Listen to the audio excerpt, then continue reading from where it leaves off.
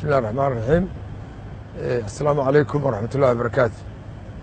waxaan rabaa inaan ka hadlo arrin yar oo kooban oo dhacday maantay muxuu ahaa baarlamaanka ka dhacday oo laga yaabo dadkoo dhan inay sugahayaan oo la leeyahay seeba wax u dhaceen maxaa la qabtay maxaa inay dadku ay shacabka iyo ciidamada iyo dadka danaynaya dhammaan inay rabaan inay wax ka ogaadaan. waxaa dhacday in la go'aansaday in la qabto shirkii baarlamaanka kadibna aan haba yaraatee wax ciidana lala gelin gudaha baarlamaanka. arrintaas ayaa go'aan ku ahaa. nasiib darro waxaa dhacday ciidan ayaa galay baarlamaanka galay oo hubaysan. markii xildhibaanadii iyo ay yimaadeen ay rabaan gudihii inay galaan waxaa la ogaaday oo security-ga hay-adaha security-ga ay ogaadeen in ciidan hubaysan oo aan la ogeyn inay meeshii galeen.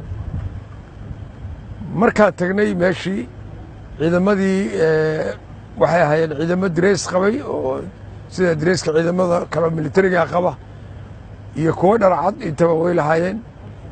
waxaanan isku daynay inaan si sahla uga soo saarno si aysan arrintu saa isu fogaanin. arrintaas iyaga marka amarkii waa qaadan waayeen. annagu wax tilaabo ah oo aan ka qaadnay ma jirin. sababtu waxa weeye waxaan ilaalinaynay amniga guud iyo sharafka iyo muxuu ahaa xasiloonida dalka gaar ahaanna baarlamaanka oo aan markaas joognay. waxaan muxuu ahaa go'aansanay markaan ka shirnay in si nabada looga soo saaro baarlamaankan la xiro uusan maanta shirkaasi dhici karin in laga soo saaro oo la yidhahdo baarlamaanka shirkii waa baaqday. ciidamadii galayna laga soo saaro. kadibna waxaan muxuu ahaa go'aansanay inaan ciidankii meeshaa galay oo amardiidada sameeyey inaan soo qabanno oo aan ka soo kaxayno meelihii iyo barihii ay joogeen. ciidankaasi hadda intiisii badneyd gacanteenay ku jirtaa. kuwo kalena weli waa ay maqan yihiin waana muxuu ahaa laga daba tegaya waana la keenaya. waxaa kaloo macquul ah inay jiraan ciidamo kale oo maleeshiyaad aan ka mid ahayn ciidamada qalabka sida ka mid ahayn oo laga yaabo inay ku gabadeen. ayadana waa ogaanaynaa. wararka waxaan helnay inay ku jiraan waa ogaanaynaa waa baaraynaa. ayagana waa soo qabanaynaa haddii ilaha yidhaahdo. marka hadda arrintu si nabad ahay ku dhammaatay.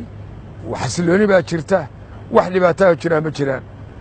saasaan rabnaa inaan dadku ay u ogaadaan wax allaale iyo wixii ayagu damca ama isku daya inay ka boodaan ama ay ka tillaabsadaan shuruucda dalka. tillaabo fiican baa laga qaadahayaa oo munaasib ku ah oo qof waliba iyo gruub walba waxay istaahilaan sida maanta taas dhacday oo kale annaga oo ka fiirsanayna inaanaan khalkhal gelin xasiloonida dalka. waana